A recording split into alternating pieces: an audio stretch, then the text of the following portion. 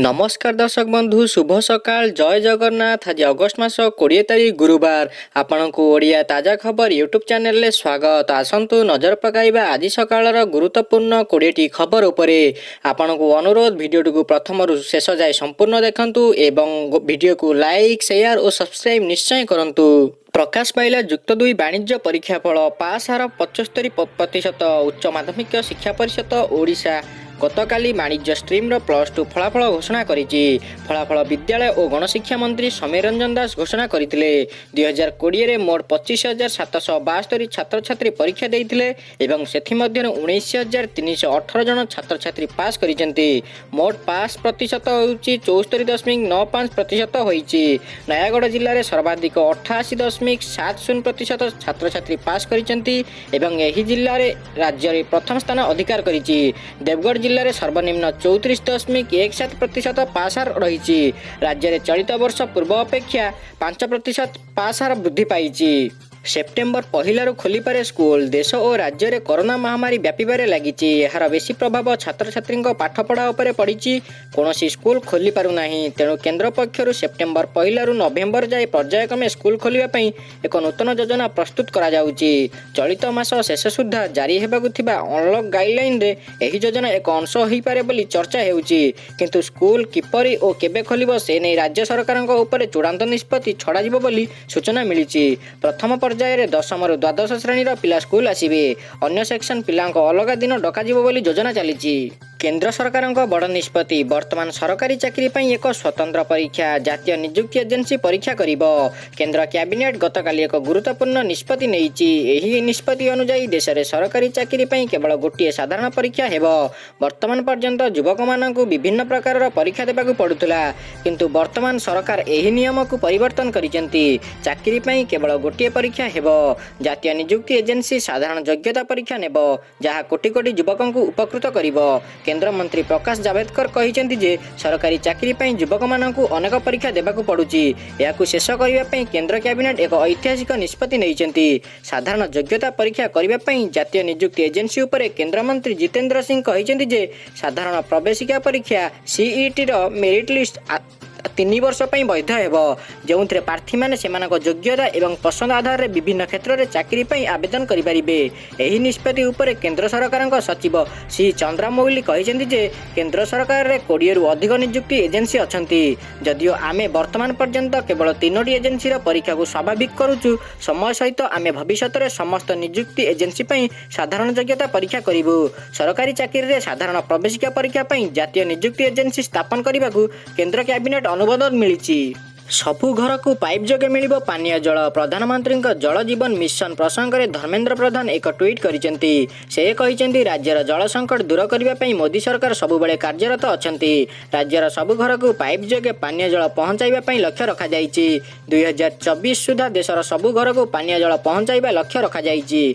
ओडिशार ग्रामांचल रे मोट 81,25,000 परिवार रहिसेंती। सेथि मध्यरु 4% रु कम परिवार पाइप पानी पाउचंती। चलित वर्ष जल जीवन मिशन अधीन रे ओडिशा को 812 कोटी टंका मिलिछि। प्रधानमंत्री जल जोगान प्रकल्प घरोई इस्पात चाहिदा बढ़ाइबो। स्वच्छता पर जल सुरक्षा भारतर नुआ संकल्प पलटिछि बोली धर्मेंद्र कहिसेंती। स्वाभाविक है उपत्यका। जम्मू काश्मीर प्रत्याहार हेबे अर्धसैनिक बलर 10,000 जवान। निष्पत्ति नेले केंद्र सरकार। सरकार बुधवार केंद्र शासित अंचल जम्मू काश्मीर अर्धसैनिक बलर प्राय 10,000 जवान मानकु तुरंत फेराई आनिबाकू आदेश दैछंती। अधिकारी मानक अनुसार गृह मंत्रालय केंद्रीय सशस्त्र पुलिस बल सीआरपीएफ रो घाटी रे मुतयन रो समीक्षा करिबा परे एही निर्णय नैछंती। जने वरिष्ठ अधिकारी अनुसार मोट 100 सीआरपीएफ कंपनी को तुरंत घाटी रू फेराई आनिबाकू अणाजिबो एवं देशर अन्य स्थान में से मुतयन करने को आदेश दिया जाइछि। एही समस्त जवान मानकु जम्मू काश्मीर गत वर्ष अगस्त मासरे अनुच्छेद 370 उच्छेद समय उपत्यका नियोजित करा जाइथिला। भारत चीन सीमार अमेरिका मुतयन करिब परमाणु बोमा वर्षी घातक विमान B-2SSB। लद्दाख सीमार चीन सेनार आक्रमणात्मक भूमिका को रोकवा निमंते भारत को सहायता करने को आगे आसी अमेरिका। विश्वर अन्यतम घातक परमाणु बोमा वर्षी विमान B-2 spirit steel nuclear bumper Ladakh रे मुतयन करने को अमेरिका विचार विमर्श करुछि। एही विमान एक समय 16टी परमाणु बोमा धरी उड़ीबा को सक्षम। एही विमान खूब शीघ्र भारतीय वायुसेना सह युद्धाभ्यास करिवार संभावना रही। ଆମେରିକା ପତ୍ରିକା ଦି ନ୍ୟାସନାଲ ଇନଷ୍ଟିଚ୍ୟୁଟ୍ ସୂଚନା ଅନୁସାରେ ଭାରତ ଆମେରିକାର ଏହି ମିଳିତ ସେନାଭ୍ୟାସ ସମୟରେ ଚୀନ ସୀମାରେ ଭାରତକୁ ସହାୟତା ଦେବା ନିମନ୍ତେ ପ୍ରସ୍ତୁତ କରାଯିବ। ଭାରତ ପ୍ରତି ବନ୍ଧୁତା ଓ ଚୀନର ବାୟୁସେନା ଶକ୍ତିକୁ ପରୀକ୍ଷା ନିମନ୍ତେ ଆମେରିକା ଏହିପରି ପଦକ୍ଷେପ ନେବାକୁ ଯାଉଛି। ଭାରତୀୟ ସୀମାରେ ଏଥିପାଇଁ ପୁରା ସୁଯୋଗ ରହିଛି। ଆମେରିକା ବର୍ତ୍ତମାନ ଏହି ବିମାନକୁ ନୌସେନା ଘାଟି ଡିଆଗୋ ଗାର୍ସିଆରେ ମୁତୟନ କରିଛି, ଯାହା ଭାରତଠାରୁ 1000 ମାଇଲ ଦୂରରେ ରହିଛି। ମହଙ୍ଗା ହେବ ସିଗାରେଟ୍, ପାନ ମସଲା, ମୃଦୁ ପାନୀୟ। ପାନ ମସଲା, ସିଗାରେଟ୍, ତମାଖୁଜାତ ସାମଗ୍ରୀ ଉପରେ ଲାଗିବ ଅଧିକ ଟିକସ। ସ୍ୱାସ୍ଥ୍ୟ ପ୍ରତି ଅହିତକର ସାମଗ୍ରୀ ଉପରେ ଅଧିକ ଟିକସ ଲଗାଇବା ନିମନ୍ତେ ବିଭିନ୍ନ ରାଜ୍ୟ ସରକାର କେନ୍ଦ୍ରକୁ ଦେଇଛନ୍ତି ପ୍ରସ୍ତାବ। ଆସନ୍ତା 27 ତାରିଖରେ ଜିଏସ୍ଟି କାଉନସିଲର 41ତମ ବୈଠକରେ ଏ ସଂକ୍ରାନ୍ତରେ ନିଷ୍ପତ୍ତି ନିଆଯିବ। ଏହି ବୈଠକରେ ରାଜ୍ୟଗୁଡ଼ିକୁ ପାଣ୍ଠି ବଢ଼ାଯିବା ସମ୍ପର୍କରେ ବୈଠକରେ ଗୋଟିଏ ପ୍ରସ୍ତାବ ରହିଛି। ସିଏନ୍ବିସି ସୂତ୍ରରୁ ମିଳିଥିବା ସୂଚନା ଅନୁସାରେ ଜିଏସ୍ଟି କାଉନସିଲ ବୈଠକରେ ସ୍ୱାସ୍ଥ୍ୟ ପ୍ରତି ଅହିତକର ଅର୍ଥାତ୍ ସିନ୍ ଗୁଡ୍ସ ଉପରେ ସେସ୍ ବୃଦ୍ଧି ନିମନ୍ତେ ଆଲୋଚନା ହେବ। ପଞ୍ଜାବ, ଛତିଶଗଡ଼, ବିହାର, ଗୋଆ, ଦିଲ୍ଲୀ ପରି କିଛି ରାଜ୍ୟ ଏ ସମ୍ପର୍କରେ ପ୍ରସ୍ତାବ ଦେଇଛନ୍ତି। ବର୍ତ୍ତମାନ ଜିଏସ୍ଟି ଟିକସ ଢାଞ୍ଚା ଅନୁସାରେ କିଛି ସିନ୍ ଗୁଡ୍ସ ତଥା ସିଗାରେଟ୍, ପାନ ମସଲା ସହ କାର୍ ପରି କିଛି ବିଳାସ ସାମଗ୍ରୀ ସାମିଲ ରହିଛି। ପାନ ମସଲା ଉପରେ 100% ଟିକସ ରହିଛି ଏବଂ ଏହା 130% ପର୍ଯ୍ୟନ୍ତ ବୃଦ୍ଧି କରାଯାଇପାରେ। ସେହିପରି କିଛି ମୃଦୁ ପାନୀୟ ଉପରେ 12% ଟିକସ ଲାଗୁଛି ଓ ଏହାକୁ ବୃଦ୍ଧି କରାଯିବାର ସମ୍ଭାବନା ରହିଛି। ସିଗାରେଟ୍ ଉପରେ 290% ଟିକସ ଲାଗୁଛି ଓ ଏହାକୁ ବୃଦ୍ଧି କରାଯିବା ସମ୍ଭାବନା ରହିଛି। ଘରେ ପହଞ୍ଚିବ କରୋନା ଔଷଧ। 42 ସହରରେ ହୋମ୍ ଡେଲିଭରି ନିମନ୍ତେ ଏହି କମ୍ପାନୀର ଘୋଷଣା। ଭାରତର ବଡ଼ ଔଷଧ ପ୍ରସ୍ତୁତକାରୀ ସଂସ୍ଥା ଡକ୍ଟର ରେଡ୍ଡି ଲାବୋରେଟୋରୀ କରୋନା ରୋଗୀଙ୍କ ଚିକିତ୍ସା ଔଷଧ ଫାଭିପିରାଭିର ଜେନେରିକ୍ ଔଷଧ ଅଭିଗାନ 200 ଟ୍ୟାବଲେଟ୍ ବଜାରକୁ ଛାଡ଼ିବାକୁ ଘୋଷଣା କରିଛି। ଏହି ଔଷଧ ଅଭିଗାନ 200କୁ ଭାରତର ଔଷଧ ମହାନିୟନ୍ତ୍ରକ ଡିଜିସିଆଇ କୋଭିଡ୍-19ର ସାମାନ୍ୟରୁ ମଧ୍ୟମ ଲକ୍ଷଣ ଥିବା ରୋଗୀଙ୍କୁ ବ୍ୟବହାର କରିବାକୁ ଅନୁମତି ଦେଇଛି।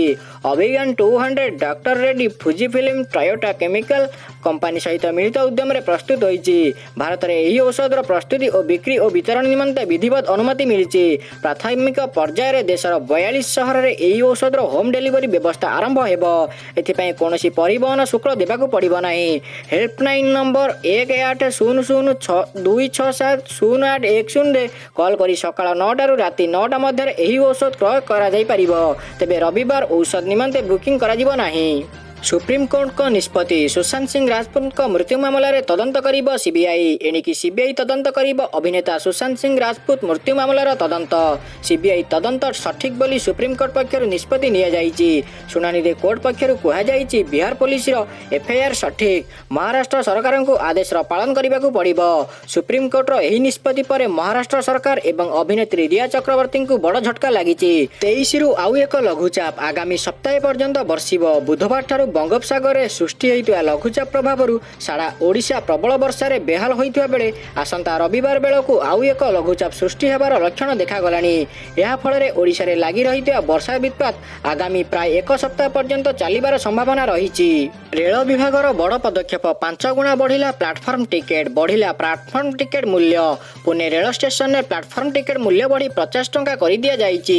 ଏହି ମୂଲ୍ୟ ବଢ଼ିବା ପରେ ସୋସିଆଲ ମିଡ଼ିଆରେ ବେଶ୍ ଚର୍ଚ୍ଚାର ବିଷୟ ପାଲଟିଛି। ଇତିମଧ୍ୟରେ ରେଲୱେର ମୁଖ୍ୟ ପ୍ରବକ୍ତା ସଫେଇ ଦେଇ କହିଛନ୍ତି, କରୋନା ମହାମାରୀକୁ ଦୃଷ୍ଟିରେ ରଖି ପ୍ଲାଟଫର୍ମ ଟିକେଟ୍ର ମୂଲ୍ୟ ବଢ଼ାଇ 50 ଟଙ୍କା କରାଯାଇଛି।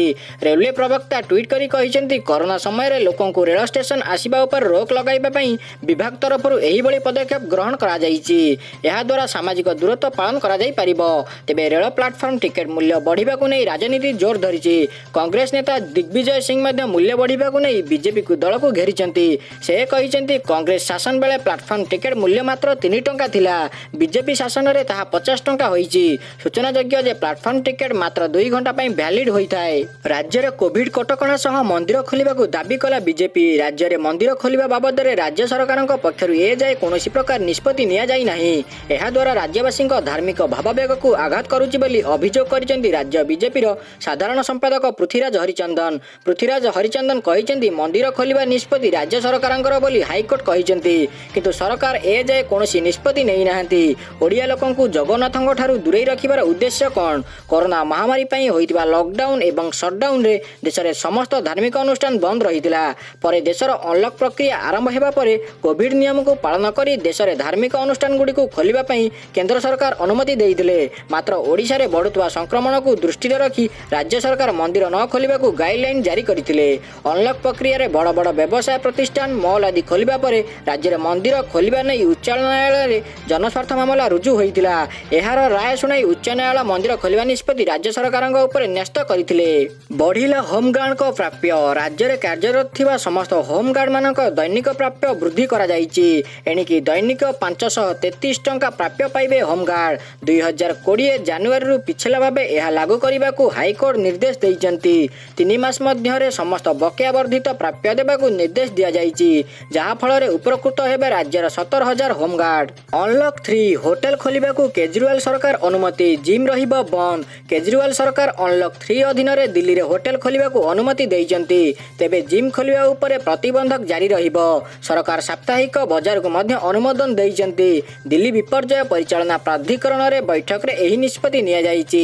ଏଠି କହି ରଖୁଛି ଯେ କେନ୍ଦ୍ର ସରକାର ଅନଲକ୍ 3ରେ ରିହାତି ଦେବା ପରେ କେଜରିୱାଲ ସରକାରଙ୍କ ହୋଟେଲ ଏବଂ ସାପ୍ତାହିକ ବଜାର ଖୋଲିବାକୁ ଥିବା ପ୍ରସ୍ତାବକୁ ଡେପୁଟି ଗଭର୍ଣ୍ଣର ଅନିଲ ବୈଜଲ ପ୍ରତ୍ୟାଖ୍ୟାନ କରିଥିଲେ।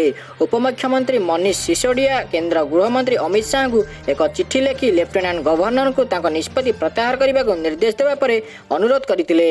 डिजिटल फार्मा कंपनी नेटमेट्स को अधिग्रहण कला Reliance Retail. Reliance Industry Limited पक्षर घोषणा करा जाय जे एहार सहयोगी संस्था रिलायंस रिटेल वेंचर्स लिमिटेड पक्षर सामग्रिक भाव नेटमेट्स नाम परिचित Vitalic Health Care Private Limited और एहार सहयोगी संस्थार अधिकांश अंशधन को प्राय 620 कोटी टंकार नगद राशि अधिग्रहण करा जायछि। एही निवेश विटालिक 60% इक्विटी शेयर पूंजी हासिल करने सहित एहार सहयोगी संस्था तथा Tresara Health Private Limited Netmeds Market Place Limited और Dadha platform distributor private limited 100% प्रत्यक्ष इक्विटी मालिकाना को उपस्थापित करुच्ची। 2015 प्रतिष्ठित होइतिबा विटालिक और एहार सहयोगी संस्था गुड़िक फार्मा वितरण बिक्री और व्यवसाय सहायता सेवारे रहिचंती। एहार सहयोगी गुड़िक सामग्रिक भाव नेटमेट्स नामक एक ऑनलाइन फार्मासी प्लाटफॉर्म चलाउचंती, जहां ग्राहकों को फार्मासिस्ट सह जोड़ुची एवं औषध पुष्टियुक्त स्वास्थ्य और वेलनेस उत्पाद घरे घरे पहुंचाउची। चाकरी नेउची कोरोना। गत 4 मास मध्य भारत में चाकरी हराइलेनी 1,98,00,000 व्यक्ति। कोरोना महामारी मुकाबिला पई हेउथिबा तालाबंद देशर कोटिएरु अधिक लोकंक चाकरी नेइची। भारत में गत 4 मास मध्य प्राय 1,98,00,000 व्यक्ति चाकरी हराइचंती। एही बळी चमकाई देबा भली सूचना मिलिची Centre for Monitoring Indian Economy करिथिबा एक सर्वेरु। एही सर्वेक्षण अनुसार गत एप्रिल रे 1,77,00,000 जन निज चाकरी हराइथिबा बेले मे रे एही संख्या 1 लाख होइतिला। सेही परि गत जून रे 39 लाख भारतीय चाकरी हराइथिबा बेले जुलाई रे 50 लाख जन व्यक्ति चाकरी हराइथिबा नै एही सर्वे रिपोर्ट रे उल्लेख रहिछि। जाल नियुक्ति वेबसाइट पे क्राइम ब्रांच एडवाइजरी जारी। और जाल नियुक्ति वेबसाइट पे क्राइम ब्रांच एडवाइजरी जारी करिछि। ए सब एसपी और डीसीपी मानन को अलर्ट रहिबाकू क्राइम ब्रांच निर्देश देइछि। साइनजॉब.टेक नामक वेबसाइट माध्यम रे ठकेई हेउछि। वेबसाइट रे चाकरी पे आवेदन करबाकू हेले 10 टंका खर्च नेउचंती। ऑनलाइन माध्यम रे टंका देबा परे हैकर माने अकाउंट हैक करूचंती। अकाउंट हैक करी टंका उठाई नेउचंती। साइनजॉब.com वेबसाइट जर्मनी नामक एक कंपनी। हैकर माने एही वेबसाइट हैक करी साइनजॉब.टेक करिसंती। एही बळी फेक वेबसाइट भरोसा उपरे न करबाकू परामर्श देइछि क्राइम ब्रांच।